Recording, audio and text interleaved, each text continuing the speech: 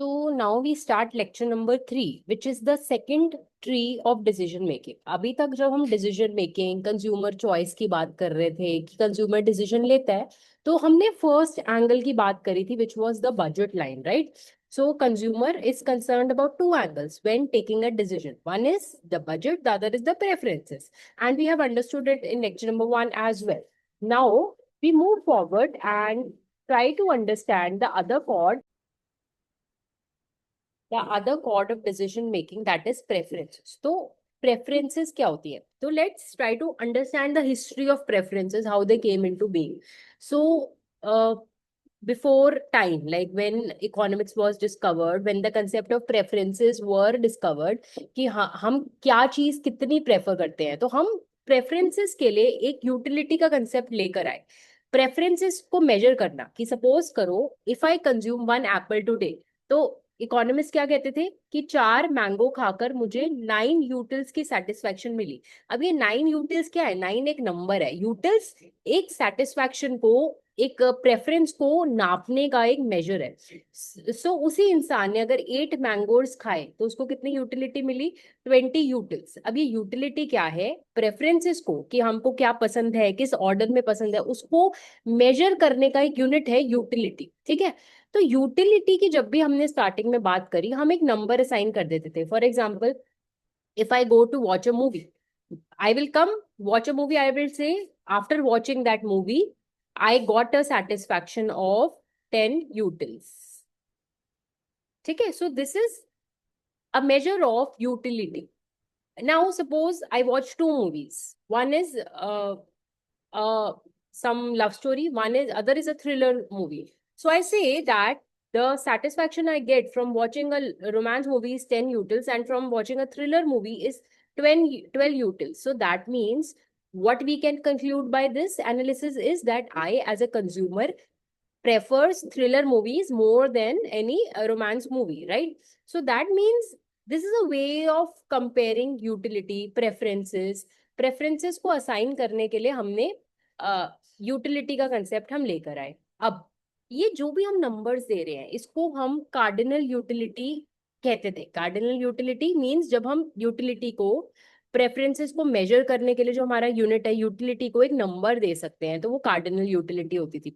But अब economist इस बात पे ऑब्जेक्शन उठाते हैं. वो क्या कहते हैं? What they say is, how can you give a number to a utility? Now for example, if I am in a good mood today, right? So I will give, I watch a movie, I will give it number 12.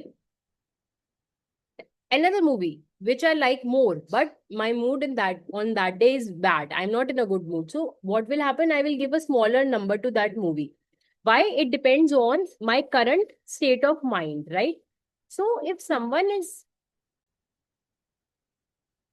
something is depending on my current state of mind, so how can I assign a number? Assigning number is bad. Why? Because it depends on the state of mind. What economists say is that instead you should ask me which movie is better. You watched uh Sayara movie is there these days. You watched Sayara today, right? 5 days back you watched, say, Friends series.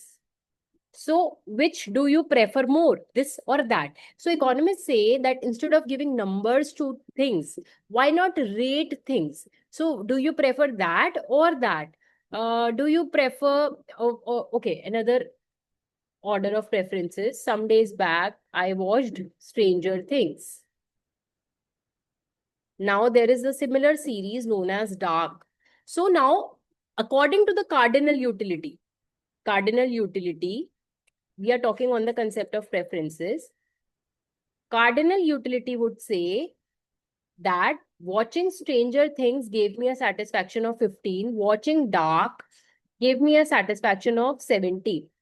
This is according to cardinal utility. But ordinal utility क्या करता है? Ordinal utility कहता है don't give numbers. Instead, you tell us that do you prefer dark over Stranger Things or what? So I prefer dark over Stranger Things. So that means the utility that I get from dark is greater than the utility I get from Stranger Things. Now, why do we move from cardinal to this, isn't it better that if I assign a number? देखो problem ये होती है कि now it is dependent on the state of mind. So this is holding true forever. But today, if I'm in a good mood, I would give this preferences. If tomorrow I'm in a bad mood, what I will say is this. See, order of preferences remain the same, right? But what is happening? The number, it's a scale. It can go up. There is no definite scale for this. It can go up, go down according to the state of mind of a human being. Another thing. Now, according to me, so you must have done surveys, rate this from 0 to 10. Now, there are people, if they like a product, they would give that 10. And there are other people, no matter how much they like it, they would always give a 9. So that means giving a number to anything is actually a little misleading. Why? जब भी हम किसी चीज के साथ एक number attach कर रहे हैं तो हमें नहीं पता कि उस नंबर की किसी ह्यूमन बीइंग के माइंड में क्या वैल्यू है. हो सकता है मैं 9 को बहुत हाईली वैल्यू करती हूँ. So for example you give your test to me now, out of 30 I give you 27. Now you might argue why 3 marks less, but according to my mind the highest that I want to give is 27 only. So according to me 27 is a big number, but according to you, you are losing 3 numbers. So numbers, they are subject to scaling. So that's why what instead what ordinal utility would say कि ये 0 to 10 में अगर आपको number देना है तो वो बोलेंगे आपके जो एक्सपीरियंस था, आप 2 स्टोर्स पे गए स्मॉल के, कहां पर आपको सेटिस्फैक्शन ज्यादा मिली, कहां पर आपको यूटिलिटी ज्यादा मिली. सो 0 to 10 में tell us which store, which brand clothes give you greater satisfaction. So it's like ranking. So these are the two concepts of utility. One is ordinal utility, other is cardinal. पहले cardinal हम use करते थे जब हम number देते थे, but due to the shortcomings क्या है? एक तो नंबर की स्केलिंग इफेक्ट से फर्क पड़ता है. दो इंसान, अगर एक को 11 यूटिल्स मिल रही है, दूसरे को भी 11 यूटिल्स मिल रही है, कोई कंपैरिजन नहीं है. 11 का क्या मतलब है किसी के माइंड में, हमें नहीं पता. और ये नंबर्स चेंज हो सकते हैं subject to your mood of the day, your state of mind. These can change. So that's why we cannot rely much on these. So that's why we introduce the concept of ordinal utility. Ordinal utility को अगर हम समझे तो हम numbers नहीं assign करते, इसमें हम यूटिलिटीज को कंपेयर करते हैं. कंपेयर मतलब what we will do is we will ask the consumer कि 2 बंडल्स है, एप्पल्स और ऑरेंजेस, आप 2 गुड्स कंज्यूम कर रहे हैं, 8,4, 4,8. तो which one do you prefer? तो rather than giving a number, I will ask you prefer. हम बंडल्स को लेंगे और हम अभी तक हमने एक एजम्पशन करी है कि हम 2 गुड्स एज्यूम कर रहे हैं. If you have followed lecture number 2 and 1, सो अगर 8 एप्पल्स दूं और 4 ऑरेंजेस दूं, rather than ये इसको रिवर्स कर दूं, तो which one would you prefer? तो एक कंज्यूमर कहता है I would prefer this. That means why? Because I prefer apples over oranges. तो जिस भी बंडल में एप्पल ज्यादा होंगे, I will prefer that bundle. तो ऑर्डिनल यूटिलिटी का बेसिकली मतलब क्या है? ऑर्डिनल यूटिलिटी क्या करती है? रैंक करते हैं, ranking of bundles. This is the crux of ordinal utility. दूसरा एग्जाम्पल देखते हैं. किसी को हमने दिया 10,3 और 6,7. अच्छा, अगर आप ये बंडल्स में देखें, 10,3 में एप्पल्स बहुत ज्यादा है और 6,7 में दोनों का जो अमाउंट है वो ऑलमोस्ट इक्वल है, 6-7. तो इसका मतलब ये है कि ये जो पर्सन है वो एप्पल्स इतना पसंद करता है कि जिस बंडल में एप्पल्स ज्यादा होते हैं वो बंडल चूज करता है. तो ये एक तरह से क्या कर रहा है? 2 बंडल्स को रैंक कर रहा है. तो इसमें अगर ये कार्डिनल यूटिलिटी होती तो इसमें वो कहता है इससे मुझे 10 यूटिलिटी मिल रही है, इससे मुझे 7 यूटिलिटी मिल रही है. But here the concept is ordinal. So we just compare the bundles. So अब ये तो हमने थ्योरेटिकली ऑर्डिनल और कार्डिनल की बात करी. अगर मैं ऑर्डिनल यूटिलिटी को ग्राफिकली रिप्रेजेंट करना चाहती हूँ तो ऐसे रिप्रेजेंट करते हैं. ठीक है. नाउ अब हमें पता है कि हमने कितने गुड्स एज्यूम कर रहे हैं, 2, x1 and x2. So this is your x1, this is your x2. ठीक है. अब x1 और x2 की डिफरेंट कॉम्बिनेशंस को हम रिप्रेजेंट कर रहे हैं। तो बेसिकली एक कंज्यूमर है, उसको हमने बोला let's draw this, right. So basically हम उसको क्या कर रहे हैं, हम उसको कह रहे हैं आपको X1 को नाम दे देते हैं पेन, और X2 को नाम दे देते हैं फूड। पेन नहीं, इसको क्लोथिंग बोल देते हैं। अगर किसी इंडिविजुअल को 1 यूनिट ऑफ क्लोथिंग दी जाती है और 10 यूनिट ऑफ फूड दी जाती है, तो उसको कुछ लेवल ऑफ सेटिस्फैक्शन मिलेगा U1। इसको हम नंबर नहीं दे रहे, तो ये कार्डिनल नहीं है। उसके बाद हमने क्या कहा, कंज्यूमर को बोला हम आपकी क्लोथिंग की क्वांटिटी बढ़ा देते हैं, ठीक है, क्लोथिंग की क्वांटिटी 1 से 2 कर देते हैं। तो अब नेचुरली सी बात है, जब एक चीज बढ़ रही है और अगर हम चाहते हैं यूटिलिटी सेम रहे, ठीक है, तो अब हमने क्या कहा, लेकिन अब आपको फूड कम मिलेगा। पहले आपको 10 फूड मिल रहा था, अब आपको 6 फूड मिलेगा, ठीक है। तो इससे भी कंज्यूमर कहता है कि मेरा सेटिस्फैक्शन सेम रहेगा। क्यों? क्योंकि एक क्लोथिंग बढ़ गई और 4 उससे कम कर दी। अब इसके बाद हम कंज्यूमर को कहते हैं वेट, हम आपको 3 क्लोथिंग देते हैं, 1 यूनिट से क्लोथिंग बढ़ा देते हैं,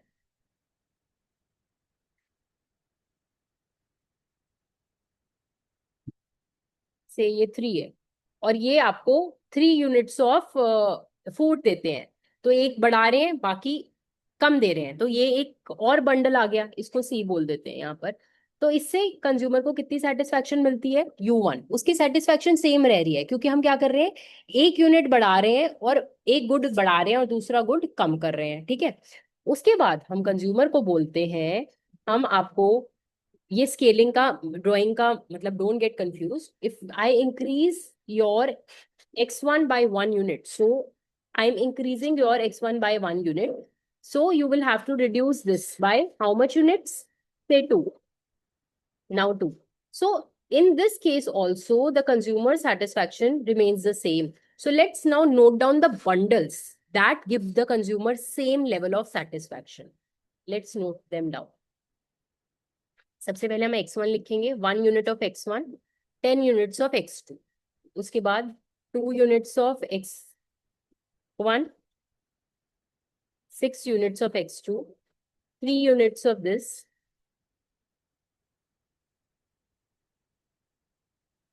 तो ये सारे बंडल्स जो थे, ठीक है, हमने क्या करा, X1 और X2 के डिफरेंट कॉम्बिनेशंस ले लिए,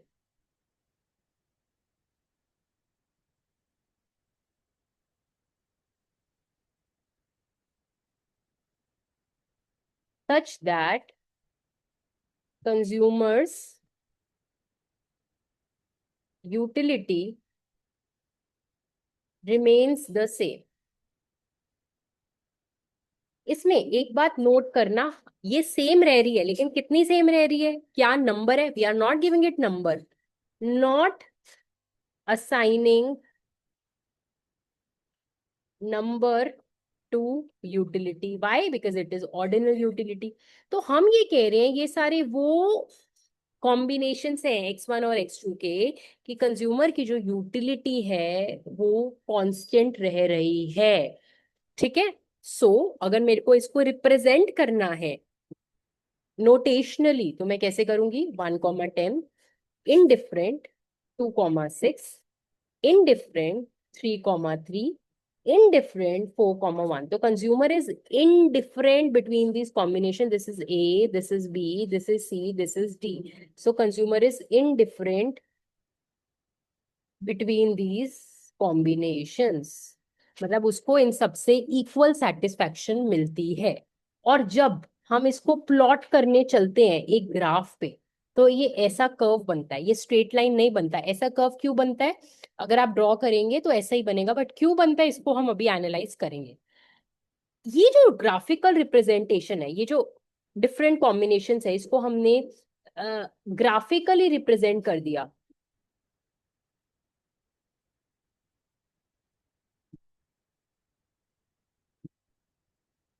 इसको हम कहते हैं ICs, यानी indifference curves।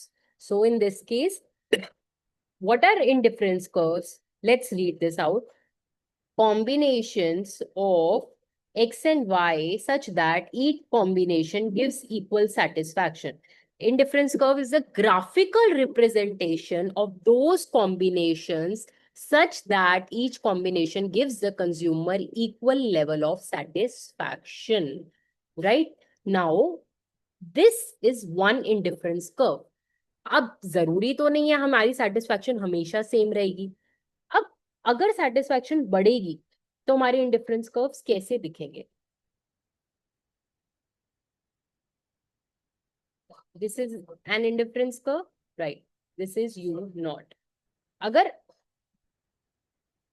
हम उन कॉम्बिनेशंस को प्लॉट करें, यहाँ पर जो भी कॉम्बिनेशंस प्लॉट होंगे u1 is greater than u0, और यहाँ पर इससे नीचे जो भी आईसीज ऐसे प्लॉट होगा, सपोज us, तो us is less than u0, right? So जितना ऊपर ऊपर ऊपर इंडिफरेंस कर्व दिखेगा, राइट, कॉम्बिनेशंस अलग होंगे, इसके कॉम्बिनेशंस ये होंगे, इसके कॉम्बिनेशंस ये होंगे, मतलब बहुत सारे multiple combination.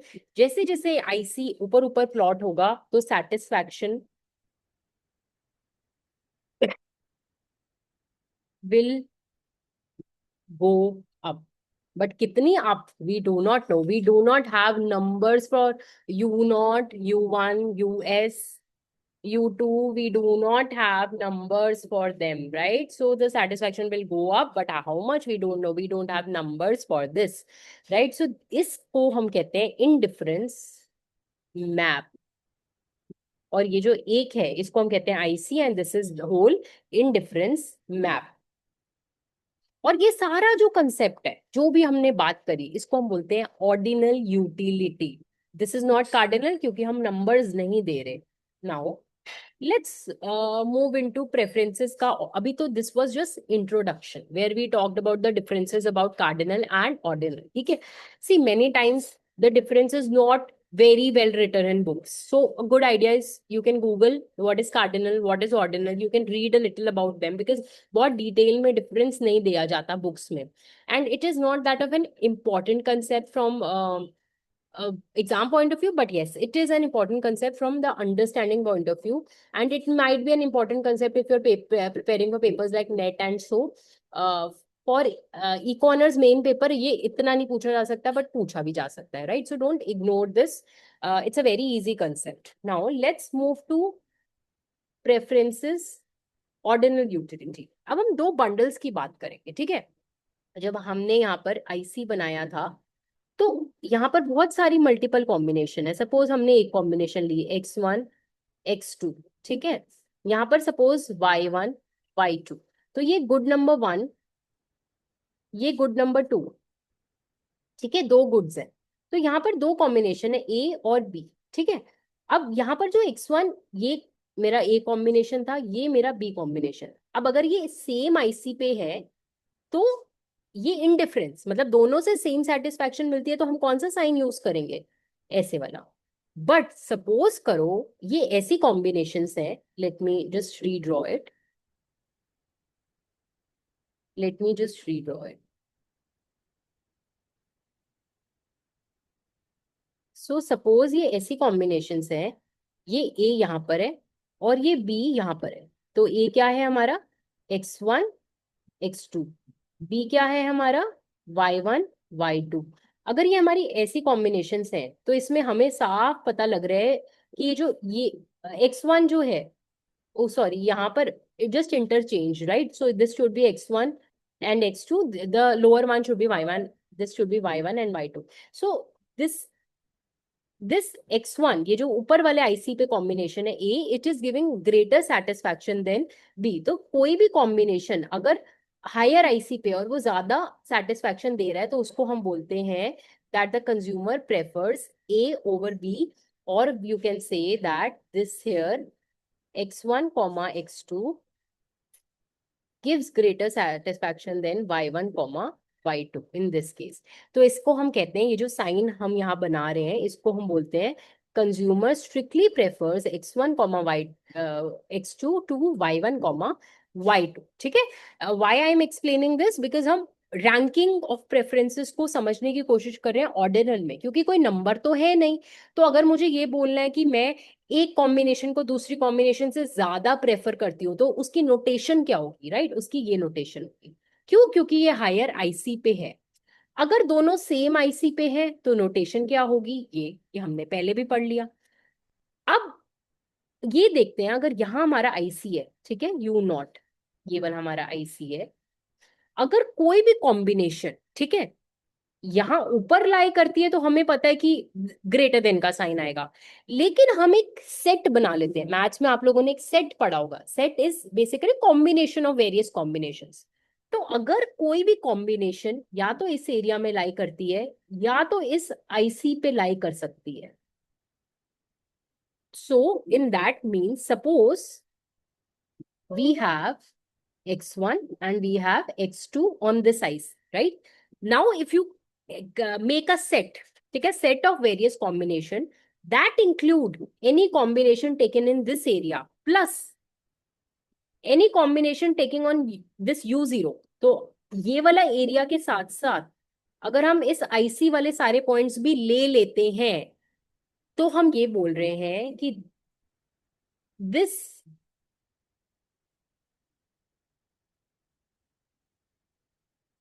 This should be other way, just a minute.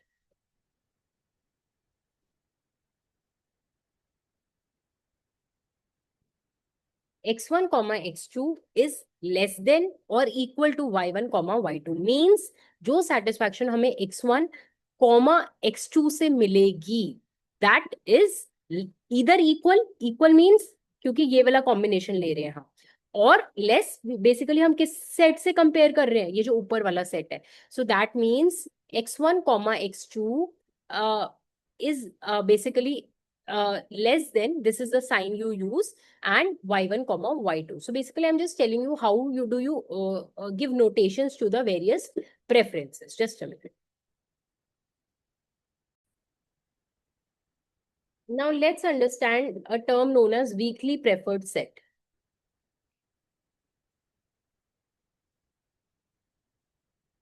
Set basically multiple combinations है।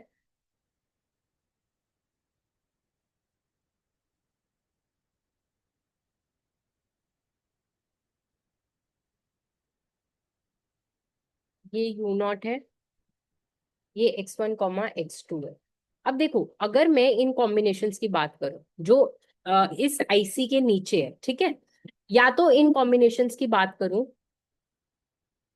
जो आईसी पर है, तो हमें पता है कि x1 comma x2 is either preferred, अगर हम इस वाले सेट से कंपेयर करें, या indifferent, consumer is either preferring x1 over x2 over this area, over this region, or indifferent, अगर ये वाले पॉइंट्स ले तो indifferent over this. So we say that अगर हम एक सेट बनाए y1 कॉमा y2 का, और ये सेट कौन है, ये सेट जो है वो कौन से पॉइंट्स इंक्लूड करते हैं, ये रेड वाला एरिया, तो x1 comma x2 is weekly preferred over the set s।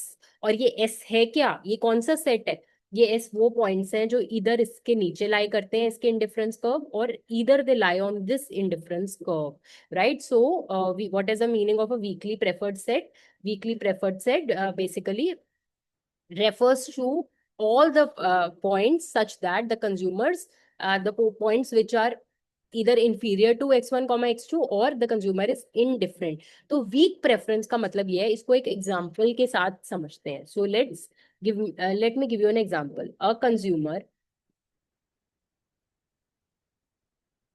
weakly prefers burgers to pizza। इसका मीनिंग समझते हैं, ठीक है? वीकली प्रेफरेंस का क्या मीनिंग होता है? देखो, अब क्या होता है, बर्गर्स और पिज्जा जो आते हैं, we know they can be from multiple brands. तो जब अगर स्ट्रांगली प्रेफर होता, अगर यहाँ पर स्ट्रांगली प्रेफर होता, तो अगर कंज्यूमर को बर्गर दिया जाता और पिज्जा दिया जाता, तो नो मैटर वो बर्गर हम उसको कोई रैंडम स्टॉल से दे रहे हैं या मैकडोनल्ड से दे रहे हैं, वो हमेशा बर्गर प्रेफर करेगा as compare to, no matter what good pizza we serve him. हम उसको डोमिनोज का पिज्जा दे रहे हैं, पिज्जा हट का दे रहे हैं, no matter what, he will always prefer burgers if he strongly prefers burger to pizza. But weakly preference का मतलब ये है कि कुछ चीजों में he would prefer burgers over pizza. So for example, अगर हम उसको बर्गर किंग का पिज्जा देते हैं, बर्गर देते हैं, तो he would prefer this burger king pizza over any pizza. Basically Domino's का हो सकता है या पिज्जा हट का हो सकता है। He would always prefer burger king burger over any pizza, right. But on the other hand, अगर हम उसको कुछ भी लोकल बेकरी का बर्गर देते हैं, तो वो इनडिफरेंट होगा ओवर पिज्जा। अब चाहे हम उसको डोमिनोज का पिज्जा दे दें, चाहे हम उसको कुछ भी दे दें, लेकिन अगर ये लोकल पिज्जा है तो वो इनडिफरेंट होगा। बेसिकली वो वीकली प्रेफर करता है बर्गर को, कि कुछ बर्गर्स तो हैं वो स्ट्रांगली प्रेफर करेगा पिज्जा से, लेकिन कुछ बर्गर्स जो होंगे he would be indifferent between the pizzas that are served to him. This is the meaning of weak preference. So that means x1 comma x2 is weakly preferred over this set basically। कुछ combinations होंगे S में जिस जिससे x1 comma x2 जो है वो superior है y1 comma y2। कुछ कॉम्बिनेशंस होंगे x1 comma y1 comma y2 के, क्योंकि y1 comma y2 is changing, जिसके लिए वो इनडिफरेंट है। तो जब हम वीकली की बात करते हैं तो उसमें एक ये चीज भी इंक्लूड होती है और ये चीज भी इंक्लूड होती है। तो weak preference means that either x1 or comma x2 is strongly preferred over y1 comma y2, or the consumer is indifferent between these. So it is a culmination of 1 and 2 for weakly preferred set. So now you know what is the meaning of weak preferences. So now uh, what we have learned till now is, let's have a recap. We have learned the difference between ordinal versus cardinal utility. Then we have learned ordinal utility को graphically ICs से कैसे represent करेंगे। उसके बाद we have learned कि जब हम graphically represent करते हैं ऑर्डिनल यूटिलिटी को, what is the meaning of strong preference, what is the meaning of weak preference, and what is the meaning of indifference. So we have learned these topics within the ordinal framework. Now let's move forward. So now जब हम ये preferences की बात करते हैं, ये तो हमने strong preference, weak preference, indifference के बारे में पढ़ लिया। जब हम ये प्रेफरेंसेस की बात करते हैं, जब आईसीज में रिप्रेजेंट हम कर रहे हैं, ये आईसीज में रिप्रेजेंट करने से पहले हम कुछ एजम्पशंस मेक करते हैं यूटिलिटी पे। बेसिकली प्रेफरेंसेस जो भी है कंज्यूमर की, let's see what assumptions are these. Once we understand these assumptions, you will know what we are talking about. Now, what happens is, suppose there is a kid, ठीक है। Now, if you tell a kid, so let's give the, कि आपको 2 Coke और 1 pizza देते हैं, ठीक है। Now you tell the kid, compare this as compared, अगर हम किसी को भी ये option they as compared to nothing, so this is one option, the other option is 0. So the kid would prefer, not the kid, any individual would any day prefer A combination over B combination over nothing. तो इस assumption को हम basically economics में कहते हैं assumption of reflexivity. Let me write it down. Reflexivity. तो जब हम आईसी में रिप्रेजेंट कर रहे हैं, हम क्या रिप्रेजेंट कर रहे हैं, हम प्रेफरेंसेस रिप्रेजेंट करते हैं ना, कि क्या चीज के बारे में कंज्यूमर इनडिफरेंट है, क्या चीज को ज्यादा प्रेफर करता है, क्या चीज को, कौन से बंडल्स को कम प्रेफर करता है। तो अब जब रिप्रेजेंट कर रहे हैं तो कुछ एजम्पशंस मेड कर रहे हैं हम ये रिप्रेजेंट करने से पहले। अब रिफ्लेक्सिविटी को थोड़ा और समझते हैं। सो नाउ हमने रिफ्लेक्सिविटी को हम डिफाइन ऐसे करते हैं, just a minute, just a minute. So reflexivity says that any bundle is as good as itself.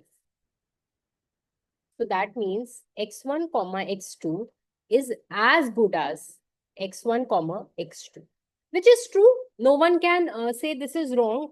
तो अगर हम आपको बेसिकली कोक और पिज्जा देते हैं एक बंडल, और दूसरा बंडल सेम बना देते हैं कोक और पिज्जा का, तो basically either what you are being given you would prefer that over the other bundle, ठीक है, given the fact of obviously, और you would be indifferent, right? Makes sense. Whatever you are getting, you are as satisfied as the same bundle. Both bundles are same, so you would be satisfied equally, right? Now, who breaks this assumption of reflexivity? Kids. How do kids break the assumption of reflexivity? Let's understand. So if a kid is given 3 Coke and 1 pizza, right? So now if we ask them, one day they would say, I want this bundle. The other moment, they would say, I want nothing. So, one minute they would prefer this bundle over nothing, but tomorrow they would not prefer this bundle and say, I want nothing. So, in a way, they are not preferring this bundle as much as itself. The bundle is not as good at itself. वो अपने ही preferences को violate कर देते हैं. Why? Because they are kids. So they often break the assumption of reflexivity. It's a very easy assumption in the sense that this assumption is always satisfied. Any bundle would be as good at itself. But if we talk from the perspective of kids, they often violate their assumption.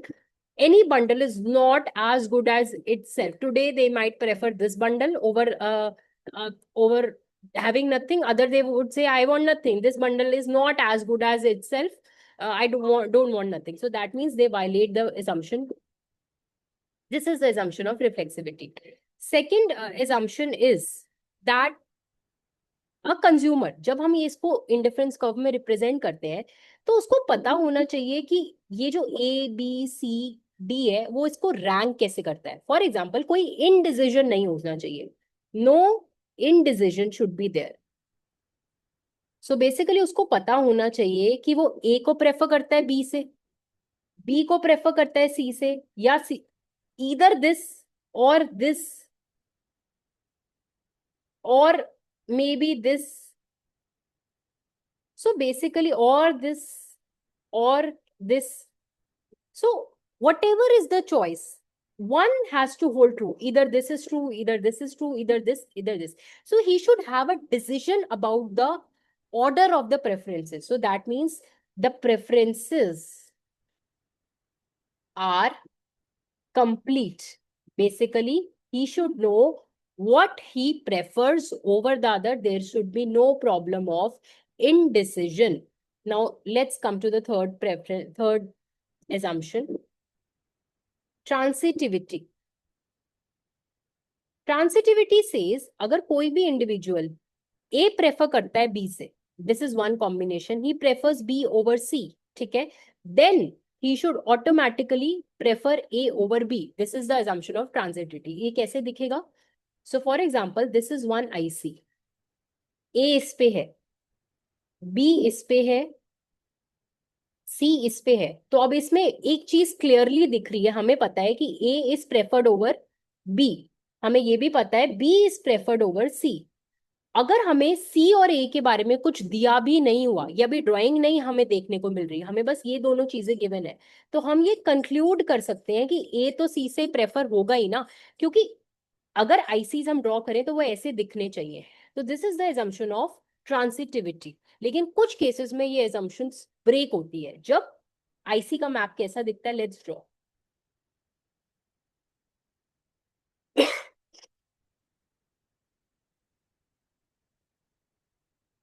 ये अगर ए है, ये अगर B है, right, तो हमें पता है, हमें गिवन है this is preferred over this,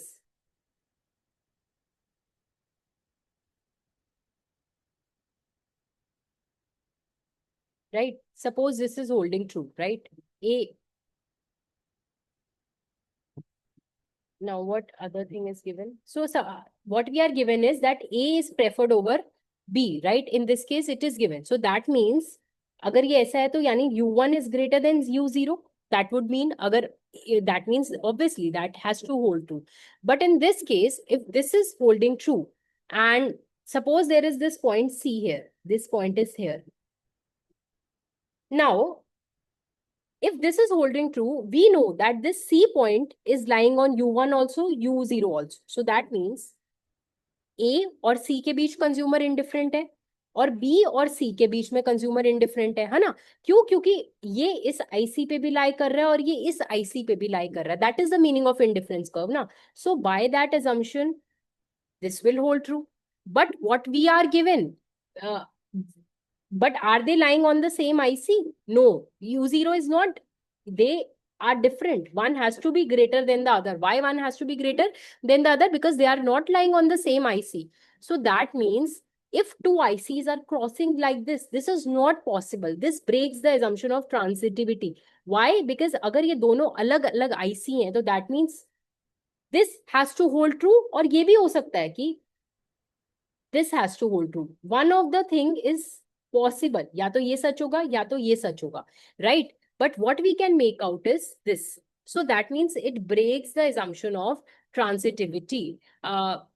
So that means two ICs cannot cross. I will repeat this again, why two ICs cannot cross. But for the time being, you should know what is transitivity and what breaks the assumption of transitivity when ICs cross. So this is next thing. Fourth assumption that we will understand when we go further, but let's monotonicity. More is better. More is better. Let's see why. So जब हमने ICs draw करे थे, हमने clearly बोला कि इसकी ये है, इसकी यूटिलिटी ये है. So we clearly told you U1 is greater than U0. Clearly अगर एक कोई भी हायर इंडिफरेंस कर्व है, तो अगर मैं ये पॉइंट और इस पॉइंट को कंपेयर करूं, तो इस पॉइंट में x1 भी ज्यादा है, x2 भी ज्यादा है. तो दैट मीन्स हम मान रहे हैं कि जो दोनों x1 और x2 है वो दोनों गुड है. गुड मीन्स अगर हम x1 को बढ़ाएं तब भी कंज्यूमर की यूटिलिटी बढ़ेगी, अगर हम x2 को बढ़ाएं तब भी कंज्यूमर की यूटिलिटी बढ़ेगी. So that means both are good. If we increase one, the utility will increase, and if we increase both, so the utility will increase. So monotonicity mean that both the goods, अगर मैं किसी की भी consumption बढ़ाऊं तो utility बढ़ेगी ही बढ़ेगी. ये assumption की वजह से ही जो आईसीज है, ऊपर वाले आईसी की जो सेटिस्फैक्शन है वो ज्यादा है ना, क्योंकि ऊपर वाले आईसी में दोनों गुड्स का रेशियो जो है वो ज्यादा है ना. तो that is why more is better. So why do we need these assumptions? These are the assumptions on preferences, and because of these assumptions हम ये जो preferences हैं इसको एक utility curve पे रिप्रेजेंट कर पाते हैं. तो ये जो assumptions हमने पढ़ी, assumption जैसे कि हमने continuity पढ़ा, continuity बस ये कहता है कि consumer should have the power to rank these bundles. तो वो रैंक कर पा रहा है, तो दैट मीन्स वो इंडिफरेंस कर्व या यूटिलिटी कर्व बना पाएगा. तो ये assumption होनी बहुत जरूरी है उसकी प्रेफरेंसेस पे. प्रेफरेंसेस पे मतलब he should know what he prefers. Continuity का मतलब he should know what he prefers, what he does not prefer. ये अगर उसको नहीं पता तो वो आईसीज नहीं बना पड़ेगा कि उसको. Second, reflexivity. ये एजम्पशन बहुत जरूरी है आईसी बनाने के लिए. अगर कोई भी bundle, if any bundle is not as good as itself, then ICs make no sense. Third, assumption of what was the assumption? Transitivity. हमने पढ़ा अगर ट्रांसिटिविटी वायलेट होती है तो आईसीज तो बन जाएंगे, लेकिन आईसीज जो है वो क्रॉस करेंगे. अगर क्रॉस करेंगे तो हमने देखा ट्रांसिटिविटी जैसे ही ब्रेक होती है और आईसीज क्रॉस करते हैं, पूरा जो आईसी का कंसेप्ट है वो ब्रेक डाउन हो जाता है. इसलिए हमें एजम्पशंस चाहिए कुछ प्रेफरेंसेस पे कि कोई भी कंज्यूमर ए प्रेफर करता है बी प्रेफर से और this. So this has to be guaranteed. Then fourth, monotonicity. Monotonicity है तभी हम बोल पा रहे हैं कि जो हायर आईसी है उसकी सेटिस्फैक्शन ज्यादा है। अगर मोनोटोनिसिटी नहीं होगी तो हम वो एजम्पशंस नहीं मेक कर सकते, right. So these are 4 assumptions on preferences जो होंगी तभी हम आईसीज की ड्राइंग कर सकते हैं। अब ऐसा नहीं है यही एजम्पशंस है प्रेफरेंसेस पे, और भी एजम्पशंस है। First I before I end this lecture I leave you with certain questions to wonder. हमने आईसी ऐसा बनाया, ठीक है, जब भी बनाया ऐसा बनाया, तो हमने ऐसा क्यों बनाया आईसी X1 X2? उसके कुछ रीजंस हैं, ठीक है, उसके कुछ रीजंस हैं जो हम एजम्पशंस पे लगाएंगे, ठीक है। ये 4 एजम्पशंस होंगी तो हम आईसी को ड्रॉ कर सकते हैं, लेकिन जरूरी नहीं है ये आईसी हमेशा ऐसा ही ड्रॉ होगा। आईसी स्ट्रेट लाइन भी हो सकती है, एल शेप्ड भी हो सकता है। तो ये 4 एजम्पशंस होने से आईसी की ड्राइंग पॉसिबल है। लेकिन कैसी ड्राइंग होगी? हमने जो ऐसा बनाया, ऐसा बनाने के लिए एक और एजम्पशन रिक्वायर्ड है जो है कन्वेक्सिटी। अगर आप देखेंगे ये ओरिजिन से कन्वेक्स है, ठीक है, जो हम बाद में डिटेल में जाएंगे। तो अभी तक आईसी जो हम बना रहे हैं वो कन्वेक्स बना रहे हैं, ये 5th एजम्पशन को लेकर बना रहे हैं। लेकिन अभी हम क्या करेंगे, अभी आने वाले वीडियो में और आने वाले लेक्चर में हम सिर्फ ये 4 एजम्पशन को पकड़ के देखेंगे कि आईसी की कितनी तरह की ड्राइंग्स जो हैं वो पॉसिबल हैं। तो ये एजम्पशंस गारंटी करती है कि हम एक इंडिफरेंस कर्व और इंडिफरेंस मैप को बना सके। So these 4 assumptions are enough to draw indifference map. But what will be the shape of indifference curve? That we will see. And 5th assumption जिस वजह से ये ऐसा ड्रॉ हो रहा है वो कन्वेक्सिटी है, अभी तक हमने इसको डिस्कस नहीं किया। So this was all about assumptions, right? Okay. Before we discuss like the different kind of preferences, the different kind of ICs, I want you to go through this lecture. With this, we end this lecture so that in the next lecture, we can start with the different types of ICs and the different types of preferences possible. But it is very important to revise these assumptions before we move on to the next lecture. And in case you face any doubts till whatever we have discussed, you can let me know. So this was all. Let's end the meeting.